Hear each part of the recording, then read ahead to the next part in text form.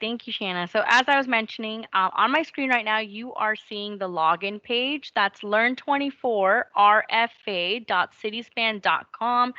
Once you hit that URL, you will see the login page for this request for application system.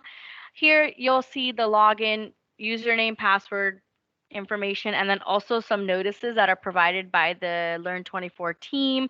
We have some list of resources, the training session that we're having today, and other contact information if you have questions. So I'm going to just go ahead and log into the system using my account. One moment. Oh, actually, let's backtrack a little bit first.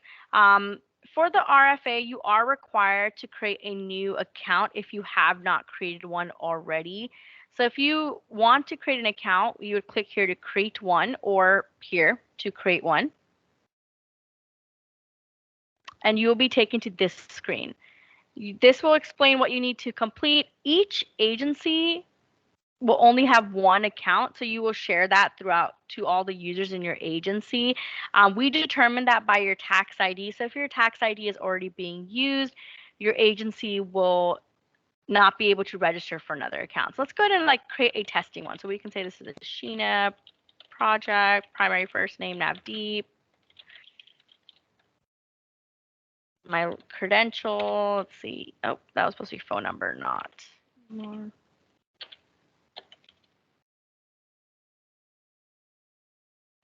Okay, username, we can do password. And then my tax ID, we can just say it's something like, that's not an actual tax ID. Okay, create account.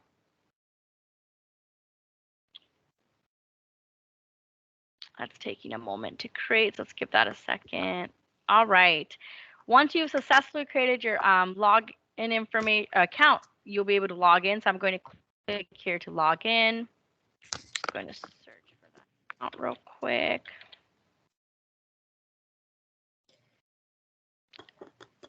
Okay, so I'm going to log into that account I just made, Nav Sheena, and I will enter the system.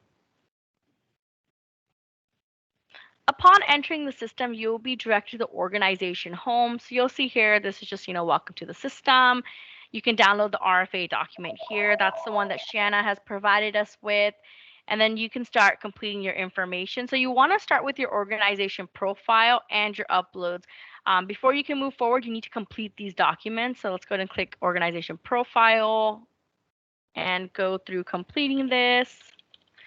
Let's just do .com. For the purpose of this training, I'm going to be putting in a lot of testing information. Obviously, we won't be using, okay, let's see. Sheena title.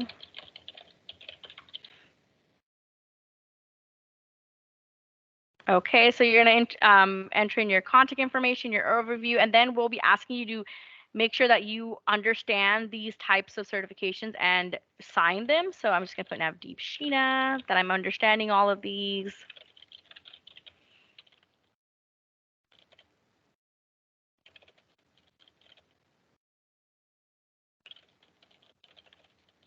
And once I'm done and everything looks good, I'm just going to go ahead and click submit here. If you attempt to submit the form with a data field that's empty, the system will let you know that, and you can go back and enter that in. Okay, so now you can see that since I have submitted my organization profile, I am now able to access my applications. So let me just go ahead and complete my uploads before I start the application process. So these are all your required documents, as you can see here. So I'm just going to upload some documents here. Oh, let's see, desktop. We'll do a testing upload. Same here, testing upload. I'm just going to go down through this. Did that not work?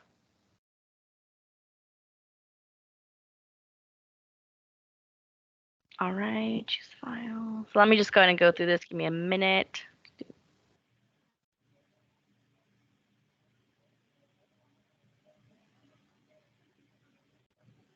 Okay, testing. So you can see here the different types of documentation we're requesting. If you have any further questions about that documentation, you can definitely refer to Learn24 and they'll be able to assist you with that.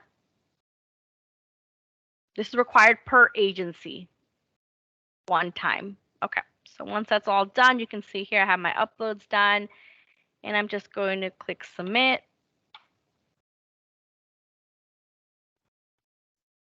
And there you go, I've completed my organization information. As I mentioned, this is submitted once. This applies to your organization as a whole. Once you're ready for each individual program, you would just click here to add new application. So once I click add new application, you can see here a new application was added on this lister right here. So I'm just going to go and click it.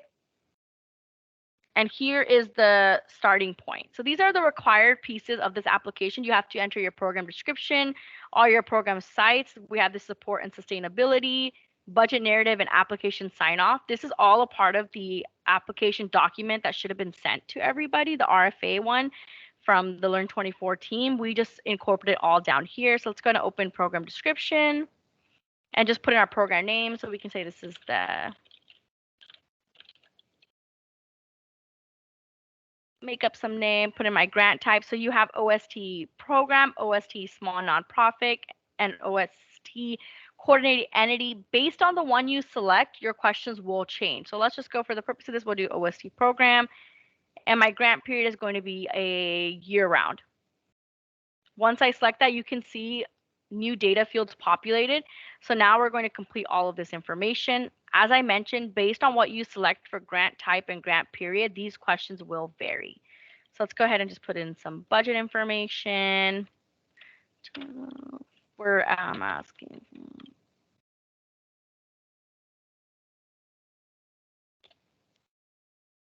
information here. Is this an opportunity? So just going to complete all this information. Students I'll be serving. Based on your selections, other questions will populate. So just keep that in mind. Everything is required. All right. And my objectives. If you see anywhere in the system this blue button where add, that means that you can add multiple objectives. For the purpose of this particular grant, I have to add at least 5 measurable objectives, excuse me. So I'm just going to go ahead and add another one here just to show you how that works. And then you can add up to as many as you need. Some more narrative questions that you want to complete. Once you're done, let's just go back to the top to confirm. Oh, 408 must be in the form. Okay. So we have some validation messages explaining to you how some of the data should be. I added an extra character there. Okay, let's see. Let's go ahead and submit this.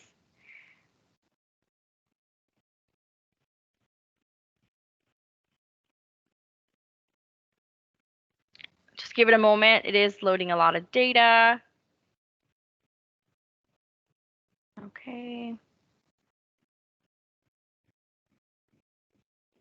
I'm not sure why it's taking this long. All right, one field is not, okay. So it's saying that one of my fields is not complete with the red border. So I'm just gonna scroll down and try to find, oh, right here, my percentage was not done. All right, and then just submit that. Okay, once that's done, you will see a progress bar. So this will show you how far you are in your application. So let's go to program sites. This is where you're going to list all of the sites that your program will be served at. So for example, let's say that my first site is going to be CitySpan, and we're going to serve that at our San Francisco location, for example. So I will put the address. I will say this is a, let's say a government, for example, zip code. So this would be San Francisco, California, 94115. We'll say that it's in In theory, it's going to be an address on your location. That's how we have all these locations. I just don't quite have an address for DC right now. So we'll do some targets that we're going to be serving, wards.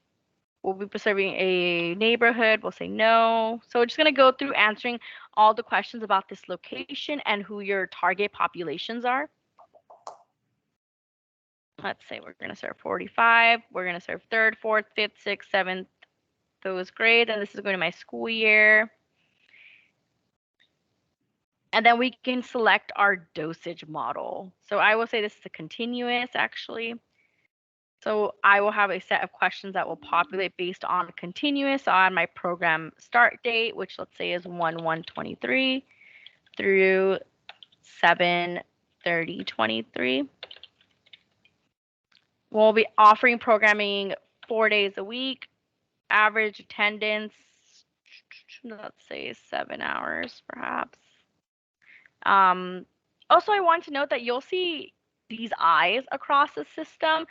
This is information text that's going to help you with understanding what type of data to enter into this field. So just keep that in mind if you're ever not sure what to enter in. So our system is designed that based on dates and everything that you enter in, other fields will populate. So you don't have to do extra data entry. So for example, I selected that my class is going to be served Tuesday and Thursdays. I'm only going to have to enter in dates for Tuesday and Thursday. So let's go ahead and do that. Let's say 10, and let's see, 2 days a week does not, okay, so I need another day real quick. We have a lot of validations that display based on the answers that you've put into the system. The total of 4 does not meet the 20. All right, I need to change these hours. Sorry, there's a lot of validations in place. I'm going to try to see if I can meet these validation requirements. Might have to change my hours.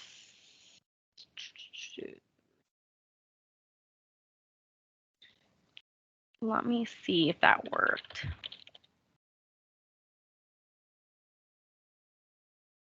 No, that's not going to work. 18 hours.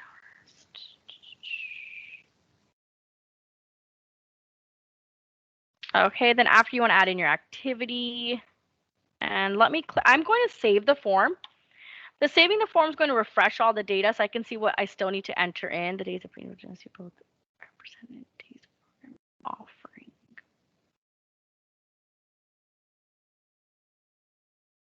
Oh, I see.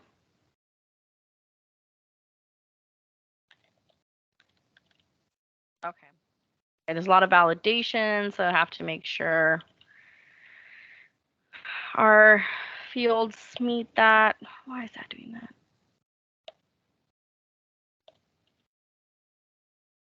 Okay, click save again. Hopefully this works.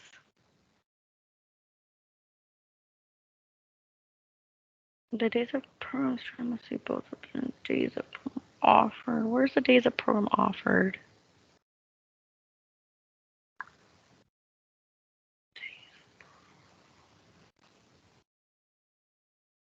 I don't, okay, sorry, I'm trying to see why this validation keeps displaying and try to solve it.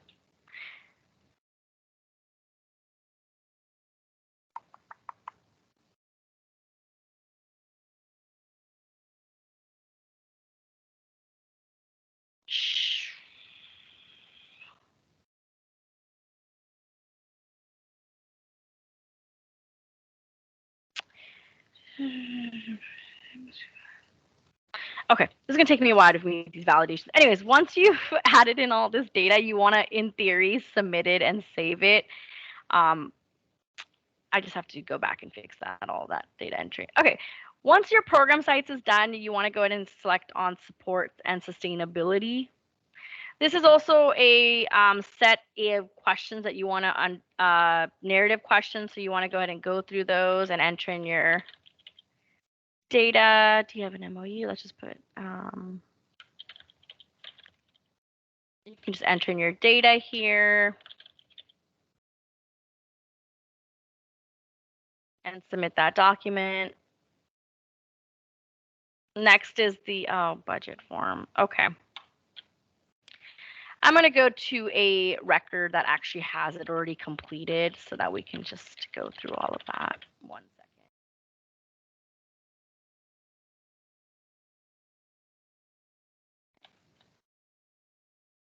second. Okay, sampled.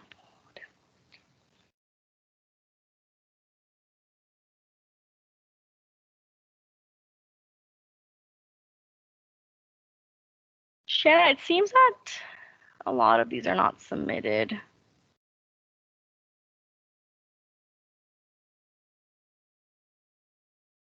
Okay, I'm gonna have to figure this out. Trying to go through these validation messages. I think I put the wrong hours in the initial one. Days of week of programming must end on both be represented days of programming offering. This makes sense. This is not right.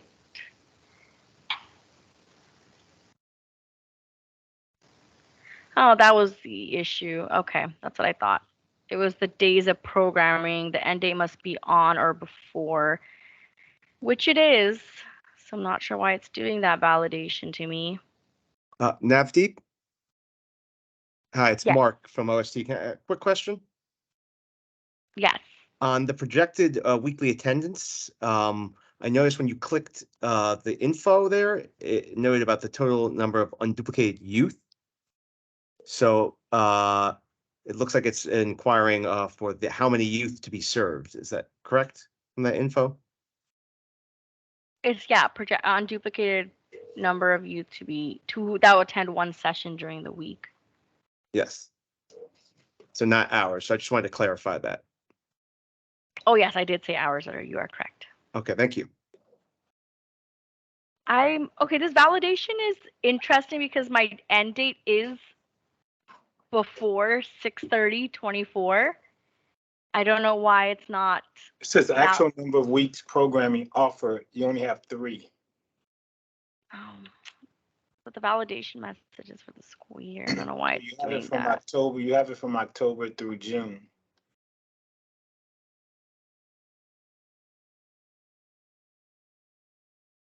It's the sorry, this validation message is not showing properly. I need to talk to the team about that. Sorry about that. It's not going to let me submit this. I'm gonna try 1 second. Maybe no, probably not going to.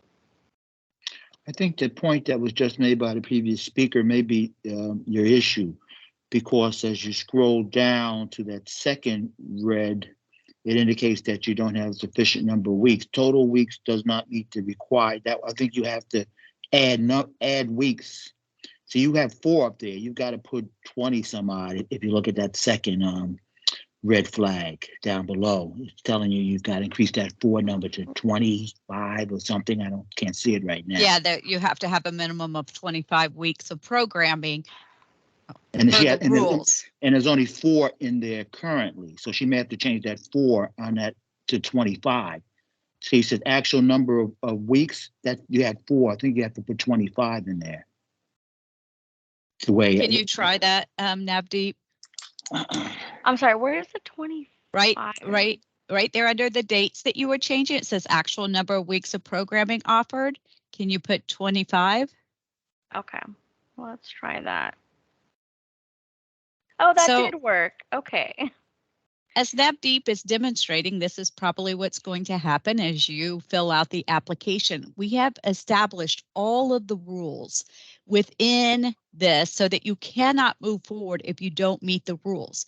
And that is helping you to ensure that you are, 1, meeting the expectations of the grant, and 2, going to get the points. A lot of times we have heard from different grantees, that they don't have the grant writer support, and they maybe don't receive a grant because of the scoring. But this requires that you meet the rules of the RFA by answering all of the prompts and not being able to move forward if you do not, and ensuring that they meet the rules.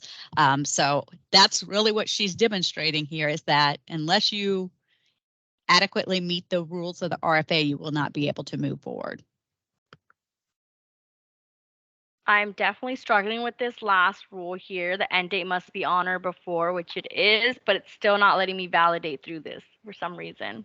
So Did it you try seems to like submit with the 25 in there? I have the 25 in there. Yeah, did you This try is to related to the submit it? program. I'm trying to save it, but it's giving me a validation. The end date must be on or before 6/30/24. I put 6/28/24, which is Friday because my programming is through Tuesday through Friday. So that would be the last date of programming. so. It looks like we may have a snafu there that I think that's definitely a bug. IT is going to have to look into that bug. Yeah, maybe try putting it on the 30th and see if it makes a difference. I try. That's when I put 30th, then I click save. It's giving me the days of week programming. So actually, let me just add Sunday. Then I guess that's the only way to. Is Saturday? Is that the Sunday? Yeah. I'll take out Friday, and I will add Sunday. So 1 second. Let me work on fix that. Friday was 6 to 9, right? Okay. So should it just? Shayna, Yes. I'm sorry. Are we asking questions about the sections in real time, or are we holding our questions to the end? We are holding our questions till the end, although I am trying to answer any questions in the chat as we go. Okay, thank you. Uh-huh. I'm But hoping if this it relates, Go ahead, Shanna. I was going to say if there's any questions that Snapdeep is working on this, if it relates to this application or this page, please, feel free to ask. I don't know why it's doing this. Yeah, so if I can just chime in quickly, I've having an issue creating an account because it claims that we already have an account registered with that tax ID, but we don't have an account for the Learn24 RFA. We only have a regular CitySpan account. So if you could provide any insight onto how to actually get in, because I can't use the link using our existing login for regular CitySpan, but I also can't create an account for Learn24. Yeah, so Okay. Go ahead, Shanna. Oh, I was just going to say any questions, especially with technical issues, but really any question at all, you want to email that FY24 OST RFA. Mark, can you put that account in, that account address in, or I can as soon as I'm done speaking, in the chat. That way I can forward any technical questions to CitySpan and we can get a response right away. If it is RFA content question, I can typically answer it or I'll seek the answers. But if it's a technical question, I'll need to know who the organization is so I can send it to CitySpan and they can turn that around. Okay, Shanna, so this is a bug. I'm not able to get past this issue, so I have to have our John look at this. Sorry, but I've been trying to toggle between start dates and offering, but it's just not letting me get through the whole form.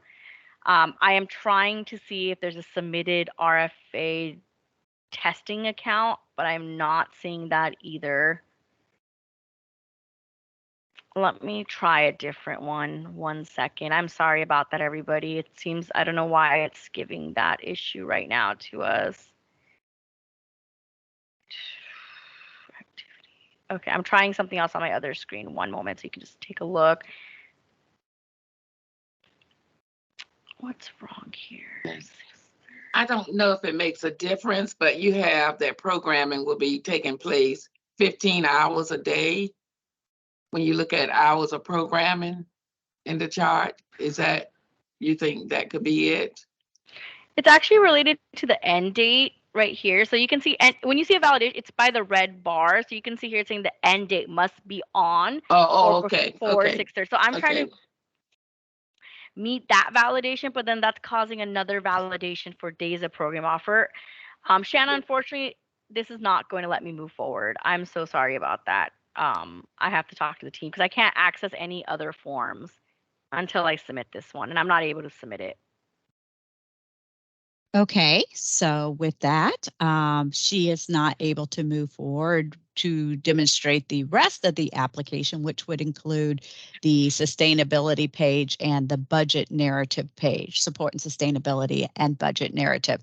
If you can check in, Navdeep, while I open it up to Q&A, I'm about to perhaps you can come back and demonstrate the rest. Do we have any questions of Navdeep before what she has demonstrated so far? Could I make one suggestion to her? Right now, she Right. has 620, 628, 24. If she put in 06, 28, 84, is there a chance that would work? So this is defaulted on its own setting based on the calendar I select. Okay. Changing it's not gonna affect it at the moment. So, but I can answer any other questions in the meantime while I talk to my team about this issue. I have a question. Yes, go ahead. So the part where we're uploading documents, and we have them all uploaded. Is there the ability after we're done to go back and unload one if it's like the wrong one and then upload it again? Yes, we have. Originally, if you logged in, you would have seen that the required attachments were on the organization profile page. We moved them because once you complete the organization profile, that really generates the rest of the application. You will not be able to go back into the organization profile and unlock and edit it. However, all of the other forms, including the document upload page, you can go back, unlock, and edit up until the point that you hit submit on the grant application. I have a question sort of related. When Navdeep, I think that's her name, finished the first section, she hit submit. Is that actually a submission of that section to Learn 24, or is that section still waiting for us to complete the other 3 or 4 sections, and they're all submitted, simultaneously? Great question. So you are just submitting that. You can go into, if we look at the screen that's up now, it shows that the program description and support and sustainability are already submitted. You can go in, click on that, unlock and edit it, and then submit it again. Save it as you go, submit it. It's not until you get down to number 5, application sign off, where you have to put in the name of the person completing the application and a final submission. And it will say, are you sure you want to submit? This is it. And that is when you actually submit to Learn 24. So here's that Yeah, unlock feature that Shanna was mentioning. So I clicked on the program description. So if I click unlock here, they're going to ask me, are you sure? I'll say yes. And I can unlock the whole budget. Sorry, not budget, the whole document. And I will be able to submit it again after making changes. So let's say I want to change this to say like tester. I can click submit again. And there's my form submitted. Shayna, I Yes. have a question related to this section as well. I was going over it and I was a little concerned. And I don't know if this is something that's just like standard, but I know previously in the past, like I've gotten the grant review with scores and they'll say they want something more detailed. And then on next application, I'll make it more detailed and then they'll score me higher, right?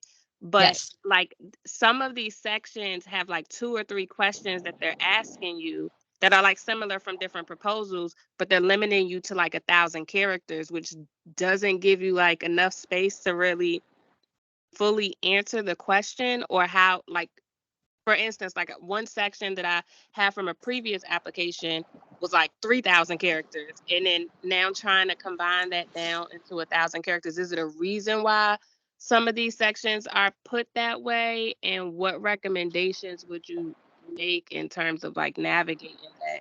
Because I'm just scared that we're going to lose some of the details that's necessary to score higher with the limited characters. Great question. We did have that brought up by another grantee, and we did go in and ask CitySpan to make the revision that all prompted open-ended questions have a max character of 3,500. So you shouldn't be limited to 1,000 in any section. The only one that is not 3,500, and let me know if you find one that isn't, but it should have been universally changed to 3,500 characters, except when you're putting in the one statement measurable objective. And that's limited to 350 because we really want you to follow the guidelines of what a measurable objective includes. Awesome. That's so great to hear. Yeah. Shanna? Yes. Hey, it's Simon from OpenGoal. Quick question for you.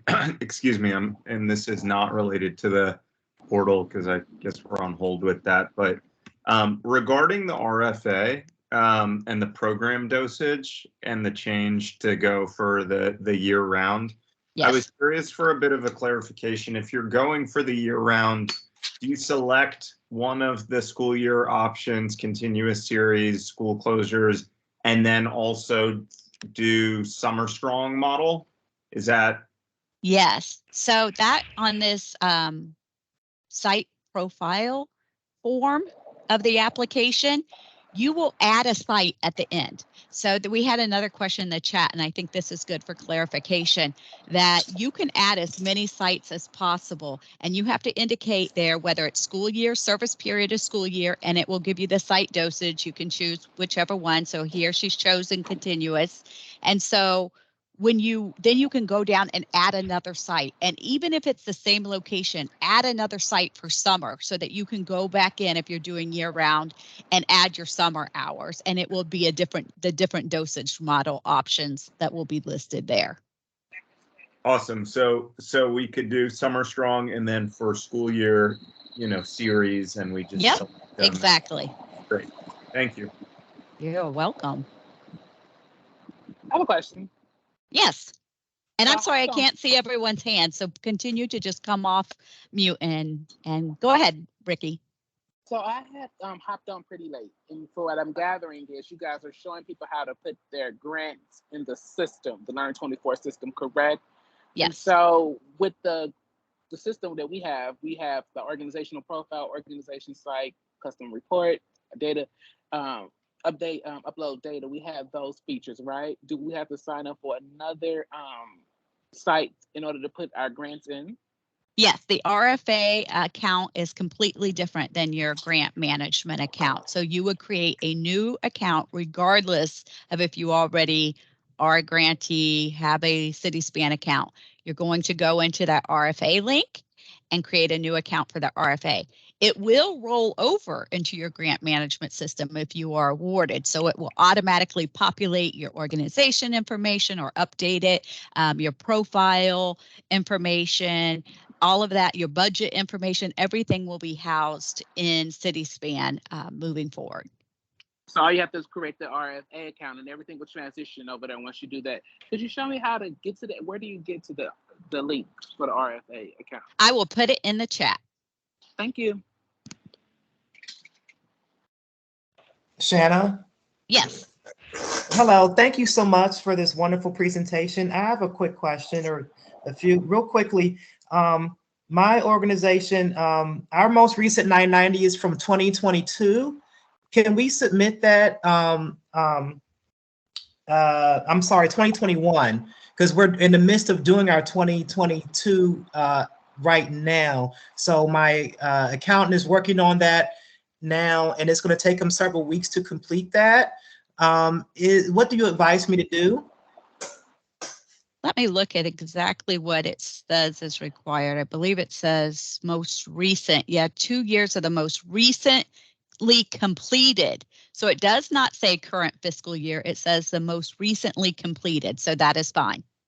Okay, thank you so much. And I think I speak for all grantees when I say, can you have a discussion with Dr. Lowe about perhaps maybe an extension of the deadline? I know all of us are so busy. Some of us have other grants, OSSI, very, very, very busy time, as you can imagine. Also, we're current grantees. We have our reports due. We're trying to upload information to CitySpan. It is a new system for some of us. Can you please give some indication perhaps of maybe that could be an offering? Thank you again. We can certainly discuss it. Would an extension of 2 weeks satisfy? We certainly want to be able to get the notice out to you all. And we're anticipating we have to have 3 independent reviews. So at an average of 200 applications, 600 reviews on average to be able to award, to score an award. So we need to allow ourselves enough time on the back end to be able to get the award notices out to you as soon as possible for you to set up your programs. Would 2 weeks satisfy, or are you looking for more? Oh, yes. Thank you so much for engaging. I think all grantees would love a 2-week extension would be just phenomenal. I mean, I understand all the processes on the back, the back end of this issue, but it just some type of leeway to give us the time to get, comfortable with the system and get the kinks knocked out so we can just have the best possible application experience. Thank you. Absolutely. I will definitely talk to her and recommend a 2-week extension. Additional questions? Shanna, I'm not sure if you were able to see my message, but unfortunately, this is not going to be solved during this time. I'd be happy to record this at another time and send you a link to the webinar training if that's more helpful. Hopefully, either later this week or earliest by Monday.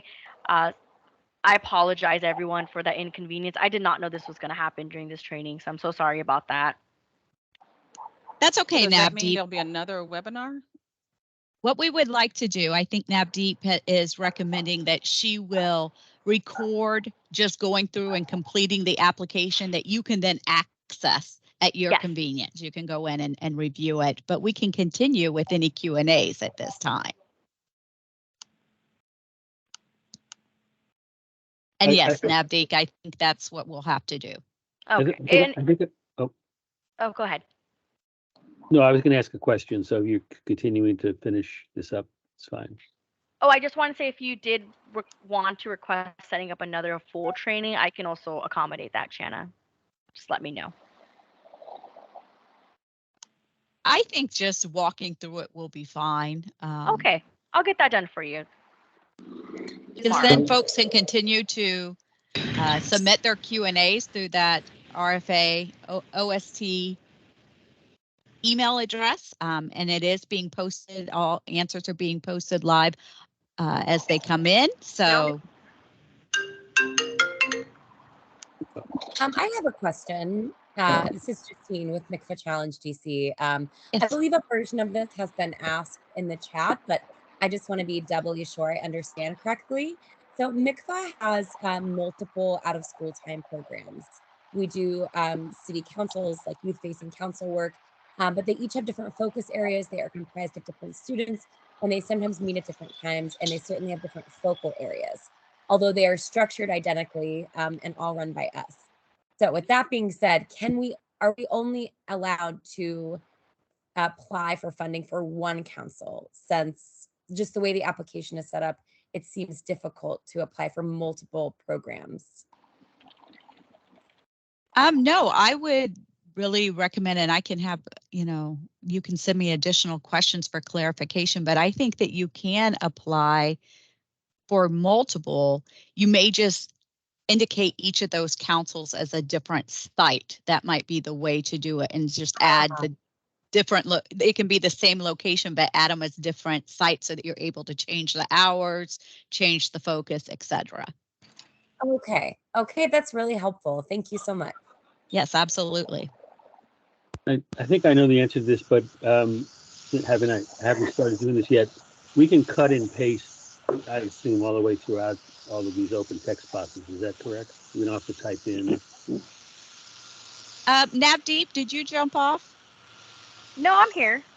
They can, if they're working in a Word document, because I do want to clarify, all of the prompts that you see in the application are listed under the application submission section that's on page 9.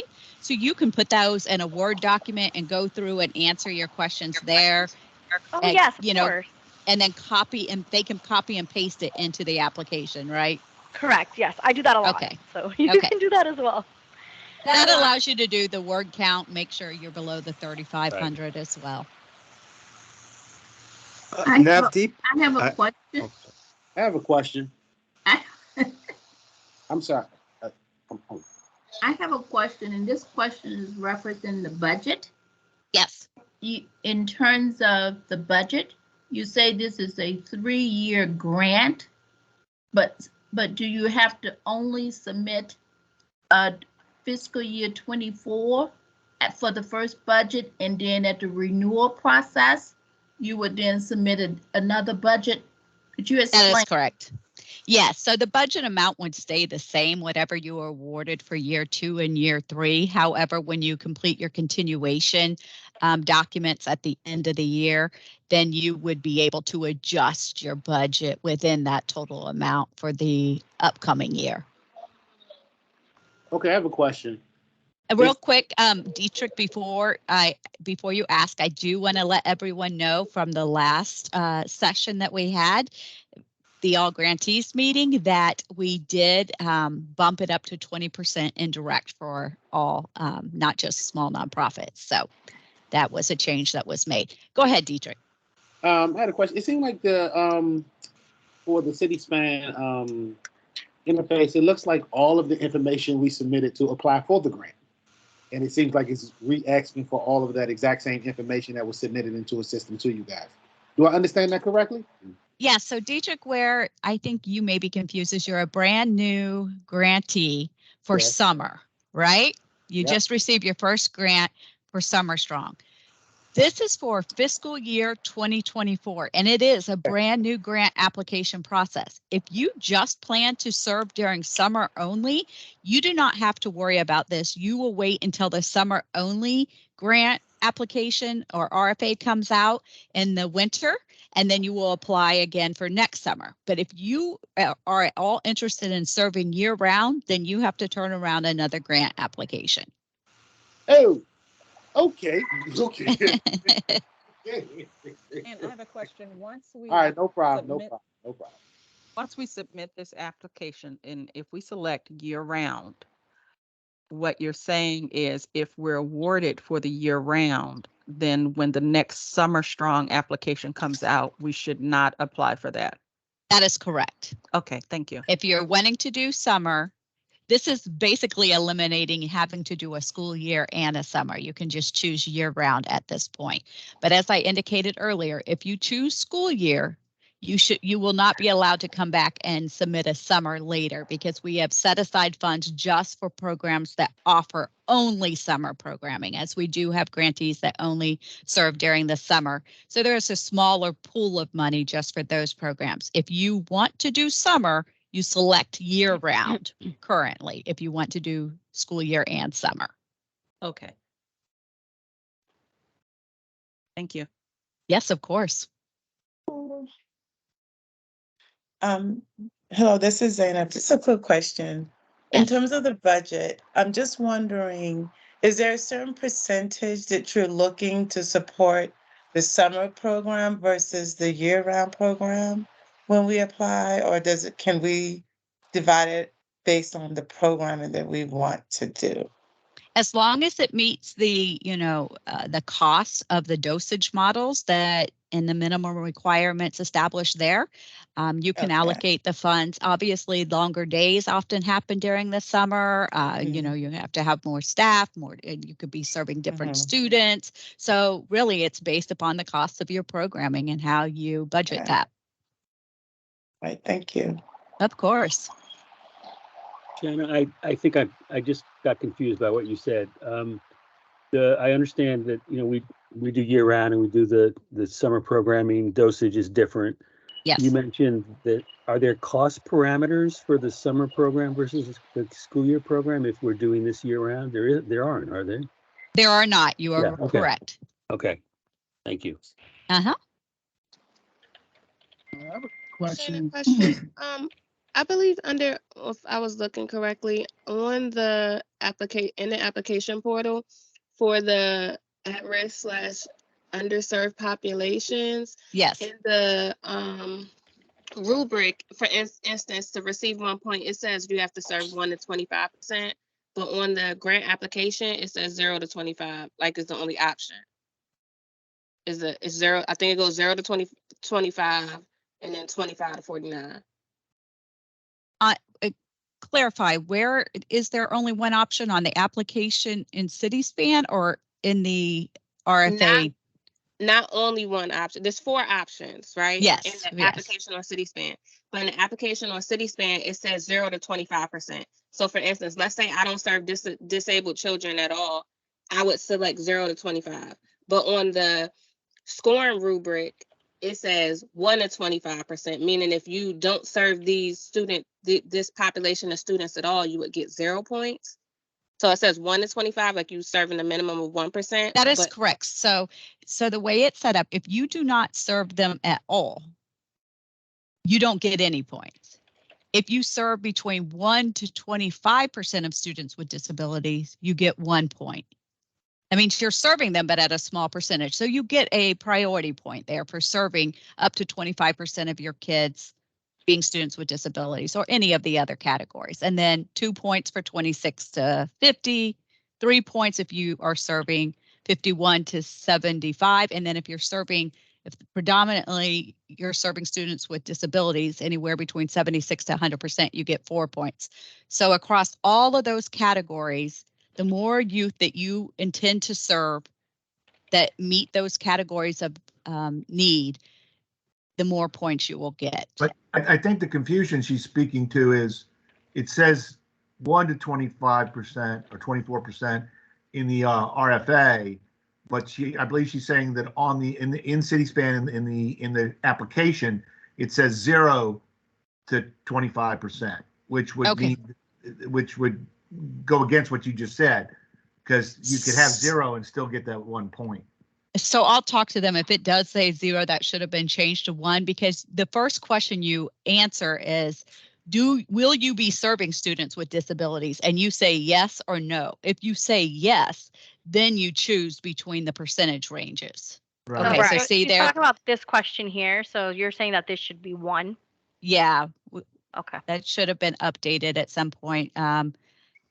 So we need to go back and change that on all of them, because if you say no, that's the 0, right? If you're saying yes, you shouldn't have a prompt for 0 to 24. It should be 1 to 24. So we'll go back and change that. Thank you for bringing that up. I have another question.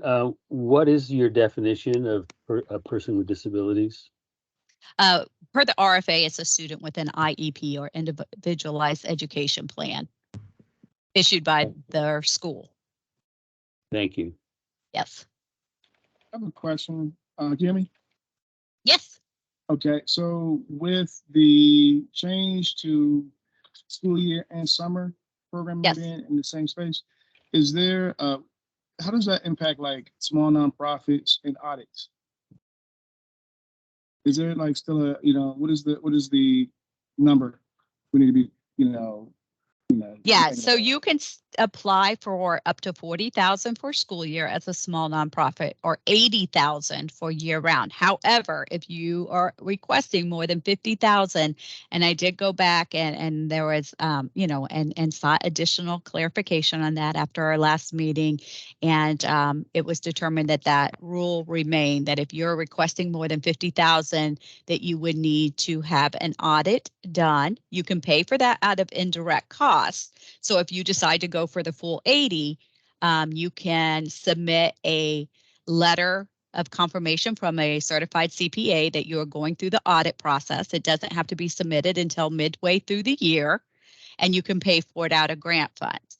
However, you know that if the audit is returned unclean, then you could lose your funds. So that's, the only caveat there, but you are able to apply for up to $80,000. You would have to get an audit, or you can stay below that $50,000 mark for your year round, or $40,000 for school year.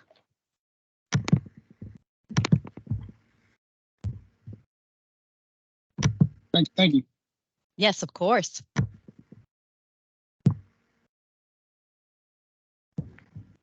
Hi, good Anyone afternoon. else? My Yes. last name is Tompkins. Hello, can you hear me? I can. Go right ahead.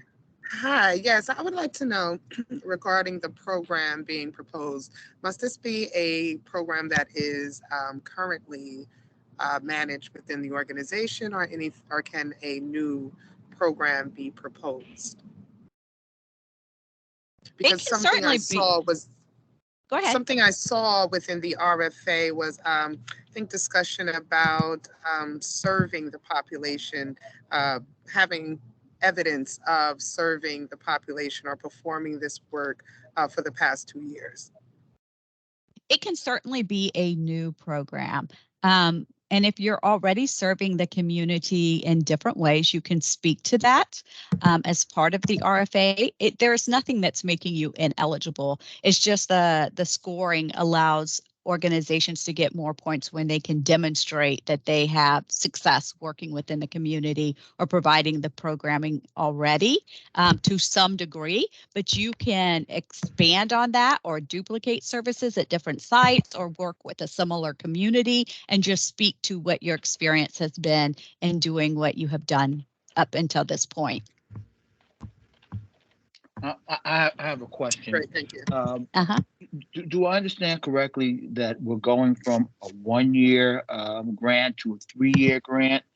And Yes. Is that why? Okay, well, that explains some of my previous question I put into the chat, and I'm assuming that's also why now you're asking for a full grant application as opposed to in the past, if you had a 1-year grant and you were renewing it, so to speak, the application was considerably shorter.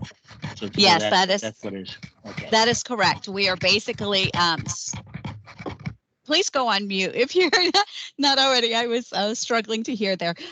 So yes, it's a new process. One, in that all of the information is being inserted through CitySpan. 2, in that it is allowing you to choose year-round versus waiting for an invitation. 3, in that we're increasing the amount of funds that are available. So with that, and for allowing you the option to choose between school year and year round, if I didn't already say that. So it creates basically a completely different competition. And as it becomes, we have responded to the request of the grantees for additional year round, for additional funds. It certainly makes for a more competitive process as we do that. And so we've really tried to align the minimum expectations with national standards for best and high quality out of school time programming, making certain that we're serving the youth with the greatest need in our community, and just starting over the process from square one so that all folks have the opportunity to compete in this new cycle. I have a quick follow-up to that. Thank you for the option for continuation and year-round again. We advocated for that. So I see in the RFA that I'm proposing a 1-year budget, and I'm proposing between October 1st, 2023 and August 2024. But yes. if an organization receives funding, is it a safe assumption that that's a 3-year grant with to be in good standing and reapply for continuation? That is correct. So Okay. if this new, as we kind of start fresh, new system, that is the, of course, that is pending funding. Right. As long as we continue to maintain our funding as is, you can expect that your budget would be the same from year 1 to year 2 to year 3. And there would just be a continuation report that would be completed at the end of each year. And within that, you would be able to revise your budget, as I indicated earlier, across line items, but up to the exact same amount. Thank you. Yes, of course. Hi, Shannon. I have a question with regard to the coordinating entity. Yes. Generally before, in order to be a coordinated entity, you had to provide services on DC Housing Authority property or some other specialized areas of the city. So I guess I'm trying to get to the priority points and trying to, I see what categories you have here, TANF, SNAP, and some other things that you mentioned, blah, blah, blah. I'm not sure, I mean, how to blend the coordinating entity in with your target populations that you have here. And it looks like DC housing authorities were eliminated from the target populations here, unless it's somewhere else listed in the RFA.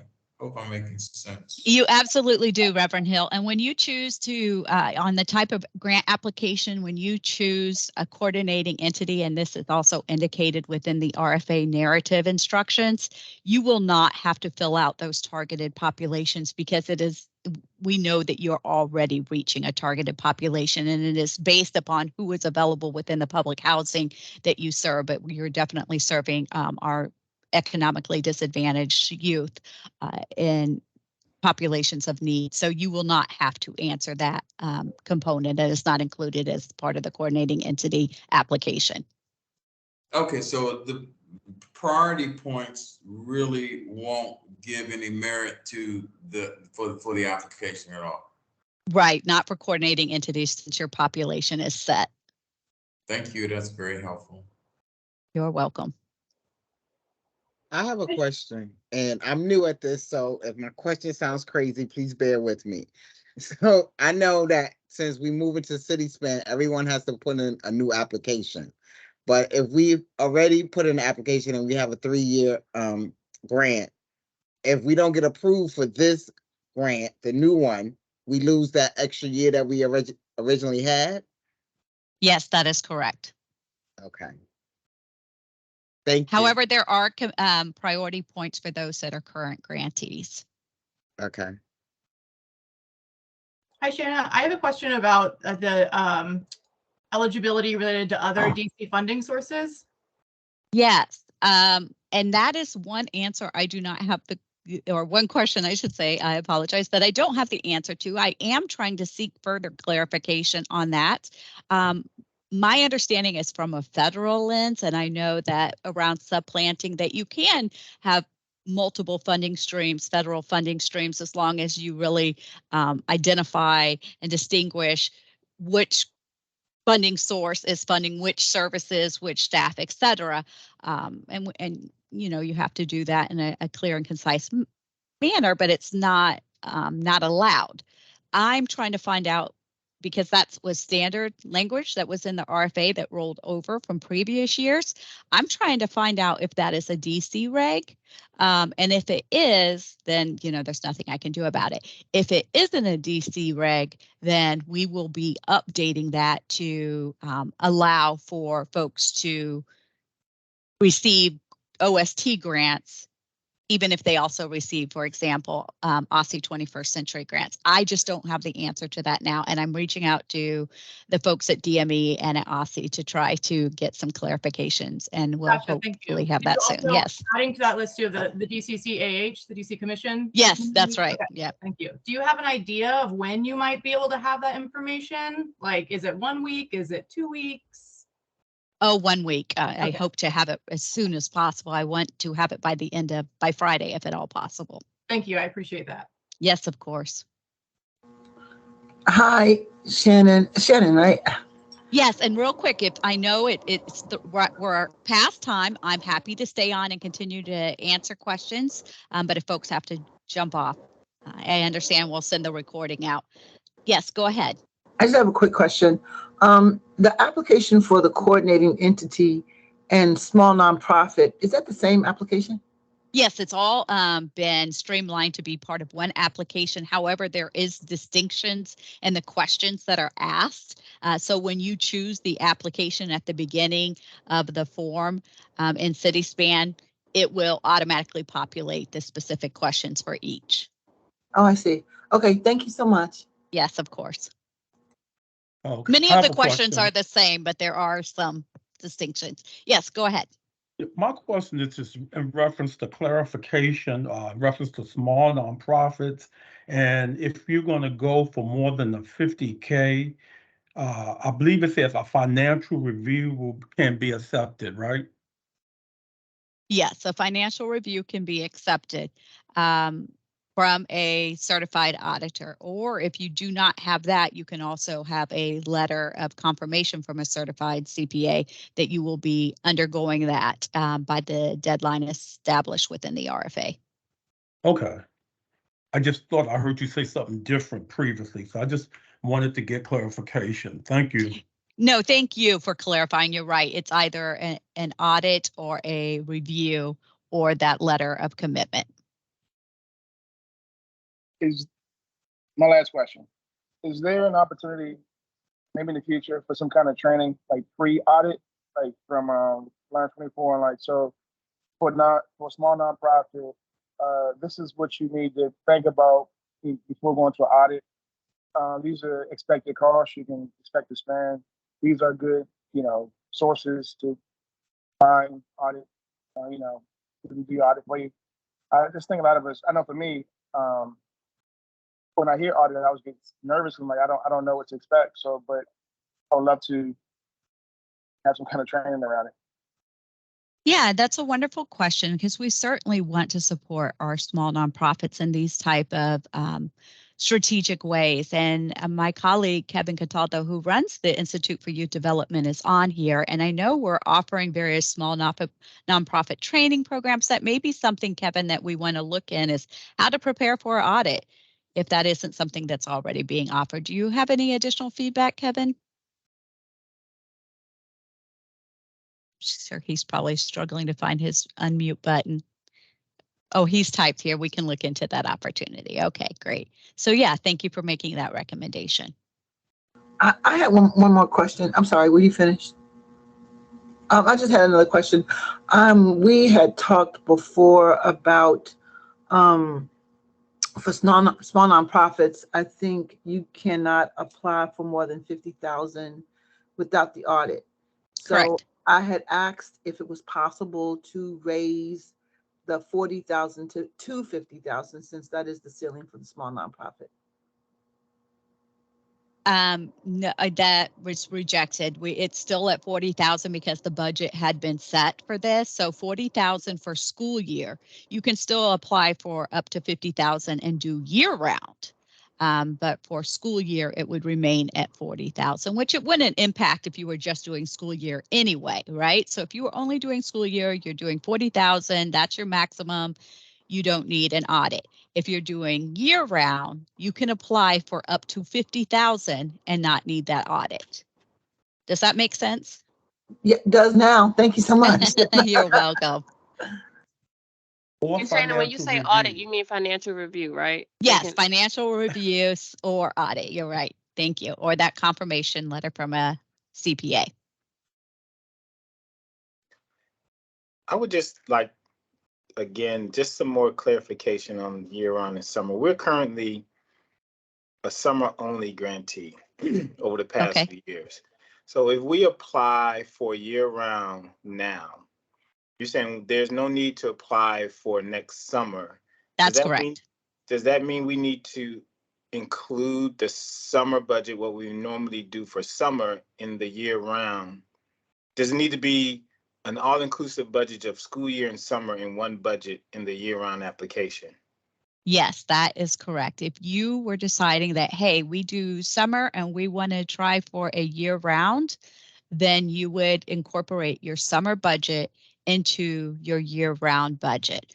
However, if you say, you know what, I don't know that we want to do this, we're doing well with summer only, then you would not submit an application at this time. You would wait until winter 2023-24 when that Summer Strong RFA comes out, and those funds are set aside just for programs that only provide summer.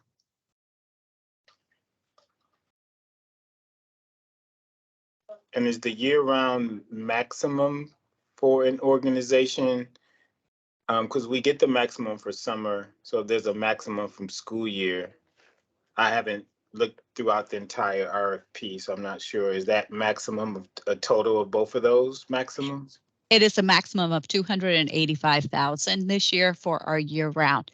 I will say that it is our most competitive.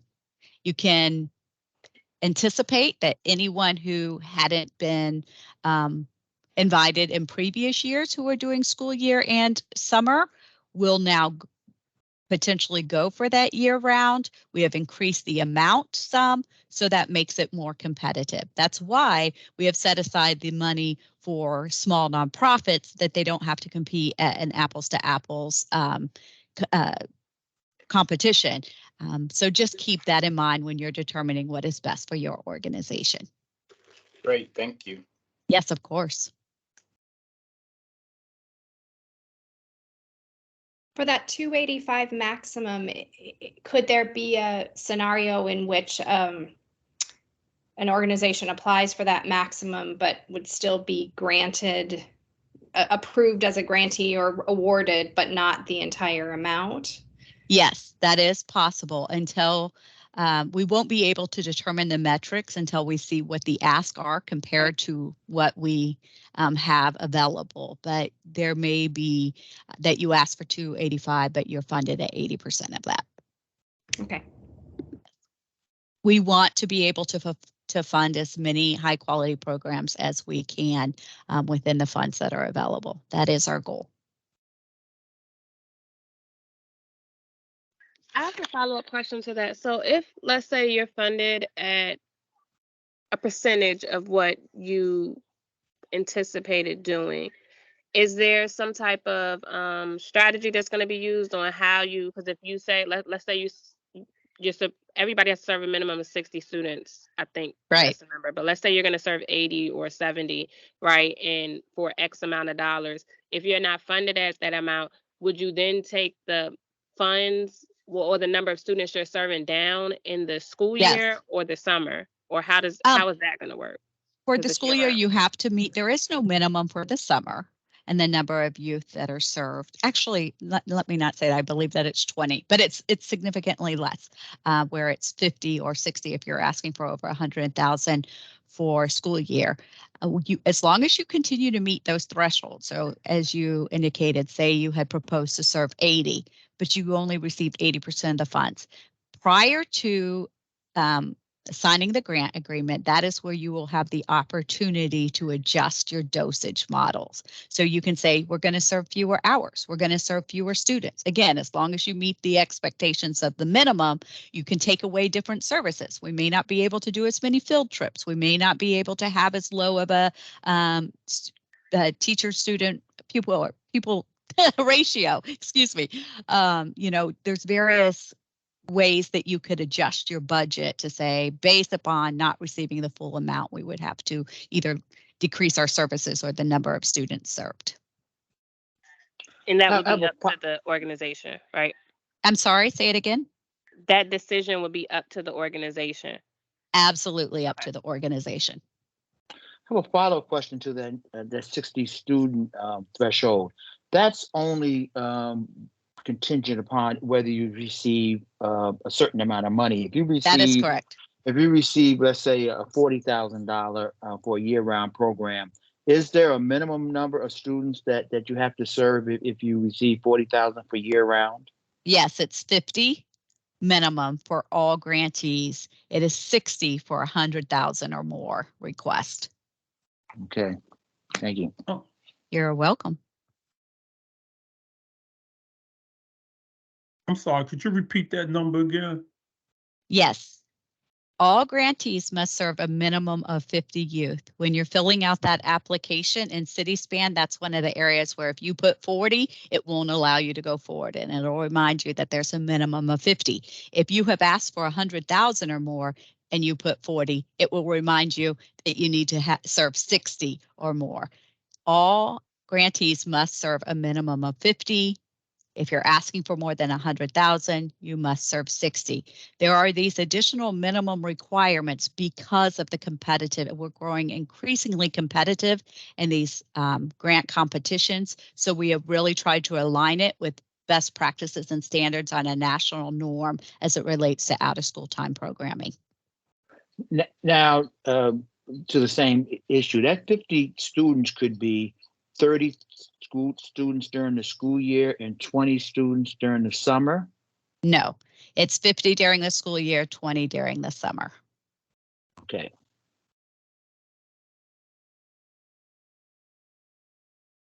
I will say, for clarification, because this was a question that came up through the Q&A. If you're serving in a series, for example, and not a continuous program, but you have a 6-week program in the fall, a 6-week program in the winter, and a 6-week program in the spring.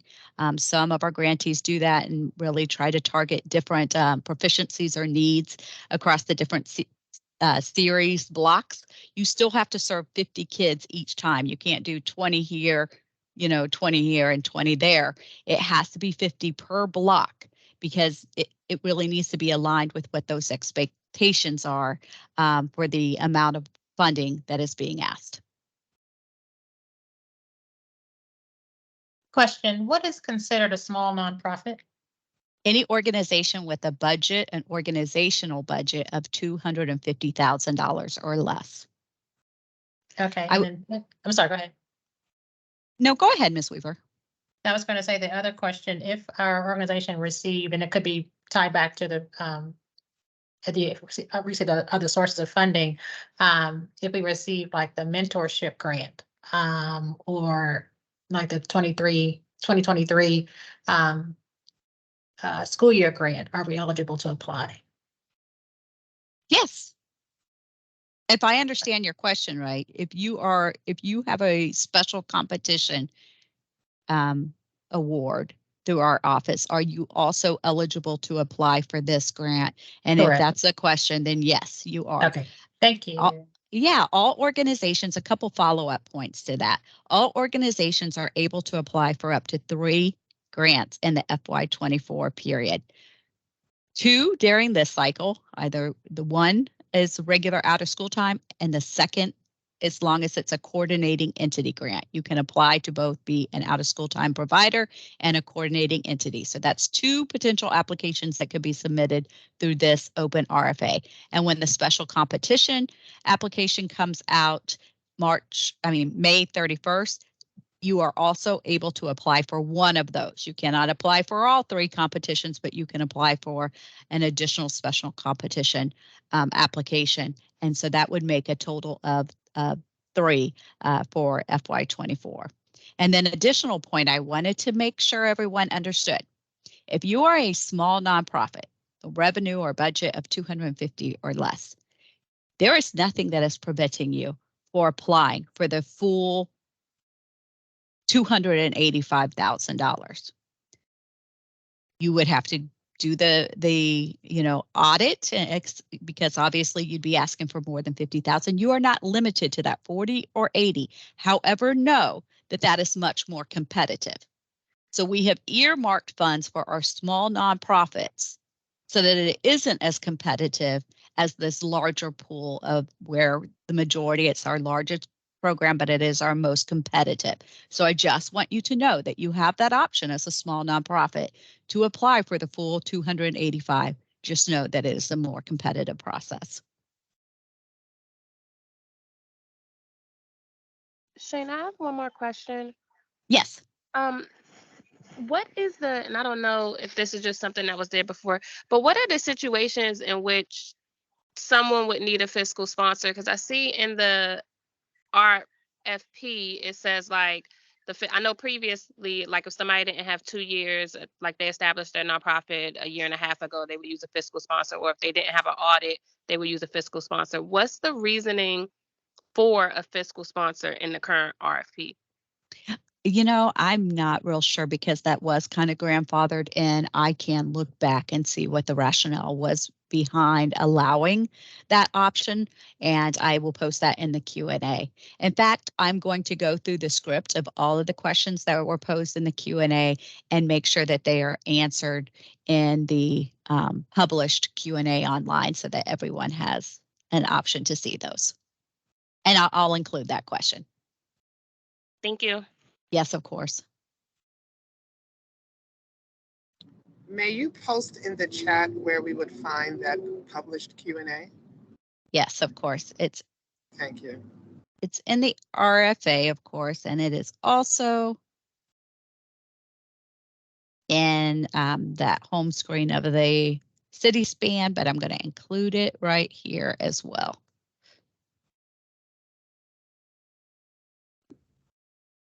Can I ask a clarifying question about the dosage?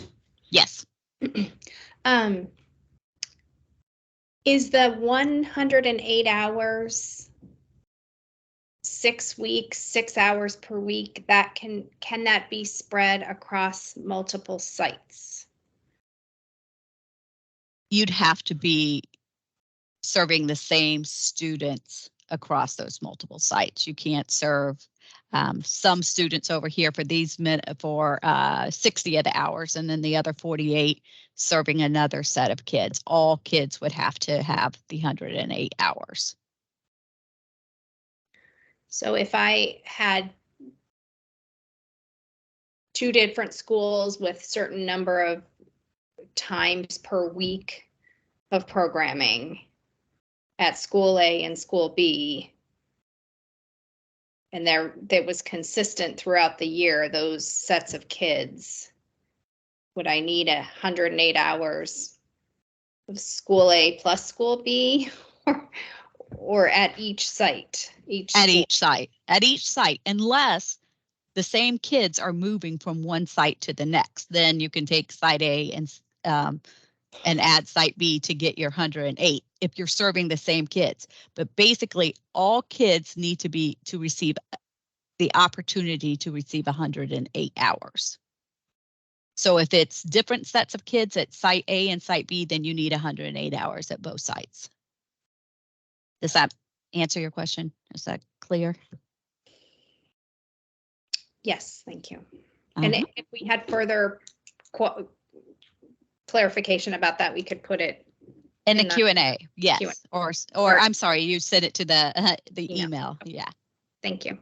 And just so everyone knows, that's June 2nd that those questions will be posted for the last time, and no additional questions will be asked. So just keep that in mind. Does the 108 hours include summer programming? No. There's 2 different dosage models when you look at the RFA, and it includes your minimum number of hours per school year and then per summer.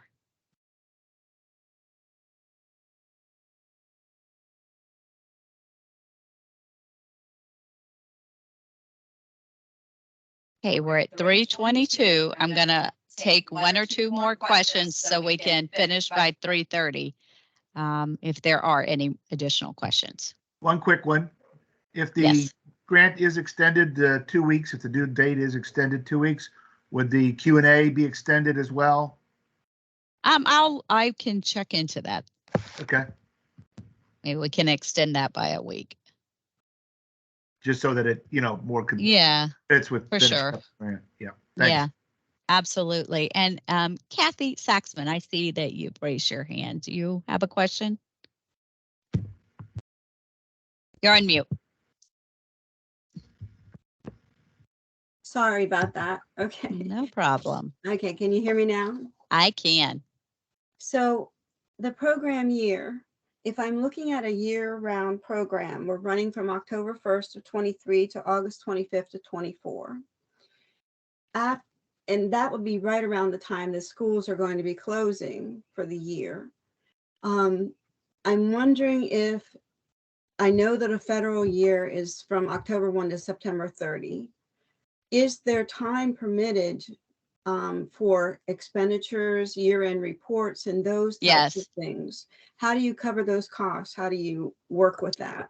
Yeah, so there's both a program period and a grant period. So the timeline that you were quoting was the program period. The grant period goes all the way to September 30th, allowing for that closeout time. Wonderful, thank you. You're welcome. Shannon, one last question. Do you have a sense, I know you may not, about when you can let us know whether this 2-week extension will in fact happen? Yes, Dr. Lowe is out of town this week, and so when she returns next week on Tuesday, I will have a meeting set up with her to discuss that, and hopefully we'll be able to get an answer then by, and I'll post that online on Wednesday if that change is made. That's my timeline. hoping that all goes well and I'm able to meet with her on Tuesday, that I would make that announcement online on Wednesday, and I would send it to all our current grantees as well.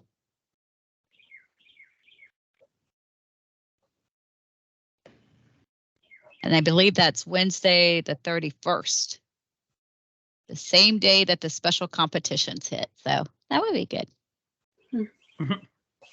Lolo, you have a question? I see you waving your hand. Definitely. I want to follow up on the question that the lady just asked you about there being additional time for reports or anything that go beyond the program. Yes, that go beyond the program year. Yes. So the program year ends, I believe, August 25th, August 28th, something end of August, basically.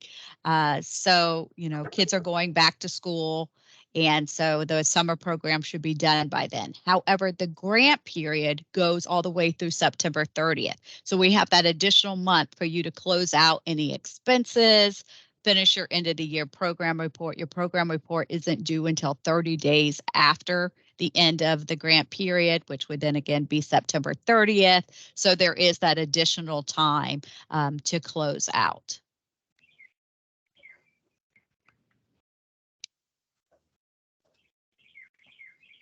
Oh, you're on mute. Can you use money other than your program money for these extra items in September?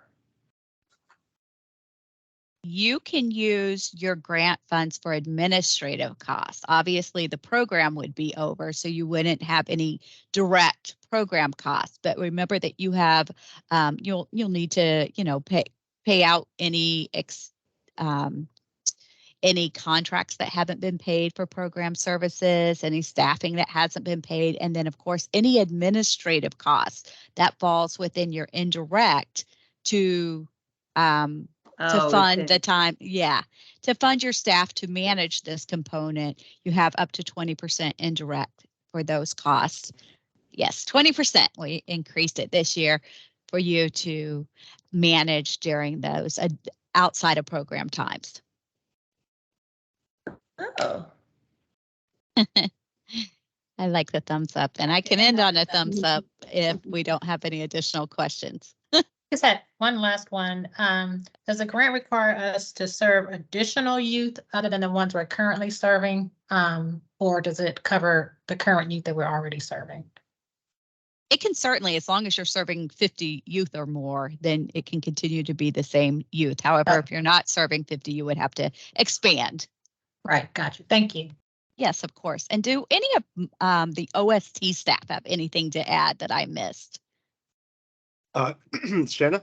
Yes. Yeah, briefly. I just want to clarify one thing regarding small nonprofits. On page 5 under target population, it notes the service of minimum 50 unduplicated youth, with the exception of small nonprofits who must serve a minimum of 15 by the end of the program period. So I just want to clarify that, you know, there's no confusion there. Thank you for that. I had not a lot to keep track of. So thank you so much, Mark. I do recall that. And that is important to know. It is 15 for small nonprofits. That's correct. Yeah, that's a big difference. Yeah, because we serve about 20 to 25 currently in our year-round program. Okay, yeah. I was trying to figure out how we were going to thumbs up for Mark. There was also one other question, Shannon, that was coming up in the chat box a lot, and it was about organizations trying to establish their new profile in CitySpan or having challenges because of their previously established profiles with their EIN numbers. And so I'm going to have to something like that. Yeah, well, I'll look into that with CitySpan as soon as we get off. Thank you, Mark. And I think that, you know, of course, I can't make the ultimate say, but because of some of these technical difficulties, I do believe that we will be able to extend the deadline a little bit because, you know, you're bearing with us and we want to, you know, support you the best we can as we start this new process. Okay, we're at 3:29, so I'm going to use this last minute just to say thank you to everyone. I will send out the recording and I will publish all Q&A on the site that was posted. You can go back to your RFA for that as needed, and you can continue to submit questions through that RFA email address, and they will continue to be answered up until June 2nd or later date if determined. Have a wonderful afternoon and best of luck to all of you. Thank you. Thank you.